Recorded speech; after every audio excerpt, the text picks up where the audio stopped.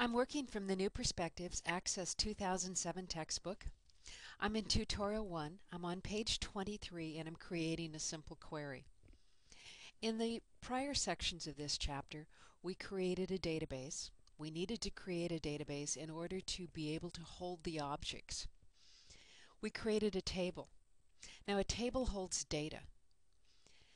A query allows us to change that data into information. We change that data into information by asking questions about the data.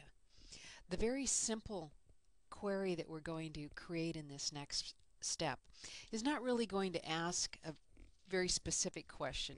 It's just going to eliminate some portions of the data. Now over on page AC24, to start the simple query wizard, we're going to click on the Create tab and try there it again. Okay.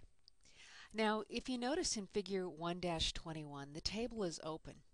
The table doesn't need to be open to create this query, but as we'll talk about when we're dealing with the auto form and the auto report, there may be a reason that you have the table open. Normally what you want to keep in mind is that close objects and access behind you. That doesn't mean close the database.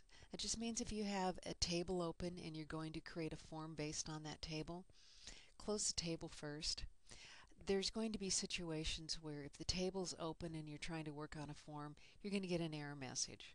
So keep things, you can close things behind you, not the database, just the other objects.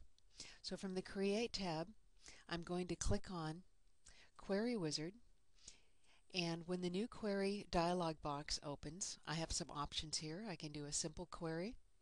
I can do a cross-tab query. We'll get into that in Tutorial 5. Also find duplicates and find unmatched.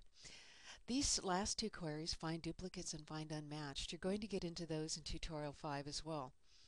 They are very handy with the find duplicates when you're trying to find duplicate records within a table because you're unable to set the primary key because of duplicate values in a primary key. And find unmatched comes in very handy when you're trying to set relationships between two tables and you're getting a message back that says that you have a record on the many side of the relationship that doesn't have a matching record on the one side of the relationship. But we'll get into those in more detail in Tutorial 5. Selecting the Simple Query Wizard, I'm going to select OK. In the next dialog box, I actually have a chance that if I've selected the incorrect object, I can change that object. I only have one object in my table or in my database right now, and I've selected the proper one, which is contract. Now the available fields, to bring those fields over, I'm asked to bring over contract num, contract amount, and contract type. And I have many options for bringing those over. As the book shows, I can select the field, use the greater than arrow and move it over. Select the next field, select the greater than arrow and move it over. That works just fine. It's also a little slow. Now I'm going to put all these fields that I've selected back by clicking the two arrows down at the bottom. I can double click the fields that I want over. Now if I want a few fields, that's the easiest way to do it. If I want many fields, I can take them all over and put back the ones that I don't want. So you have many options for doing this. What you need to keep in mind when you move them over is what order do you want them in. If you're going to change the order drastically, it's better to take them one at a time. If you're going to move them all over in the same order, you can move them all over at once. I'm going to double click them over. I'm going to take contract num, contract amount. Oops, wrong one. I just put that back. Contract amount and contract type. And I'm going to click next. And this next screen asks me, do I want to see the detail or summary for the query? In most cases, you're going to want to do detail. With the summary, that's going to show every record. What summary is going to do for is it's going to create an aggregate, and we'll get into that in Tutorial 3. So I'll leave detail selected. I'll click next. And what do I want to name my query? Over on page 25, I see that the name of the query that I'm going to create here is contract list. So I'll just click in back of query here, and I can backspace it out, or I can double click it and select it and type over it. And I will click finish to create my query.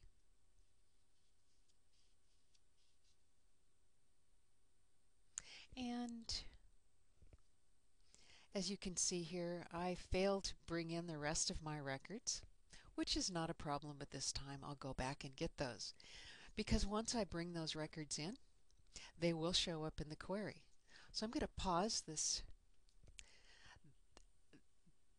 tutorial. I'm going to go bring those records in, and then I'm going to reopen this query, and when I reopen it, you're going to see that all those records that I added to the table are now present in the query.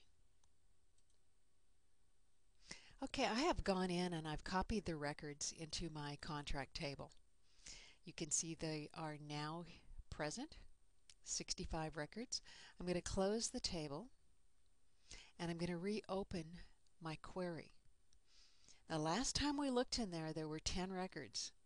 Now I have 65 records in my table. So how many records do you think I'll have in my query?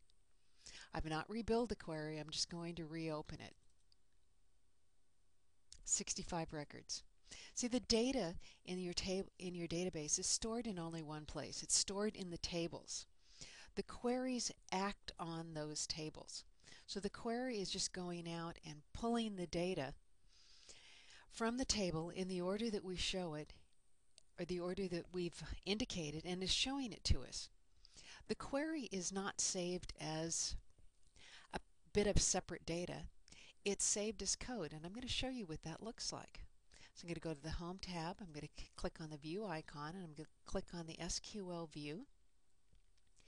This is what's actually stored in my database. This is SQL, and it's telling Access to select these fields, contract num, contract amount, contract type, from the contract table, and simply show them to us. I'm going to go back to View, and we're going to take a quick look at how we move around this data sheet, this record set.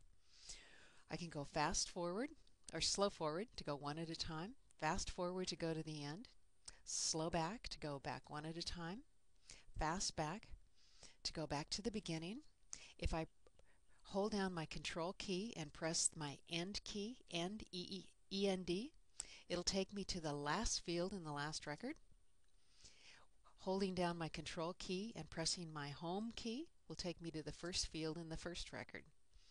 If I'm within a field, like I'm currently within the contract type field in the first record, and I press Home, it's going to take me to the beginning of that field.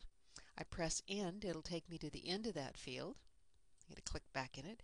Control Home will only take me to the beginning of that field, and Control End will only take me to the end of it. So if I want to move records, I need to actually get out of editing mode. So I can just press my Tab key, takes me out of the edit mode. Now Control End will take me all the way to the end, and Control Home will take me all the way back to the beginning. And that is the end of this segment.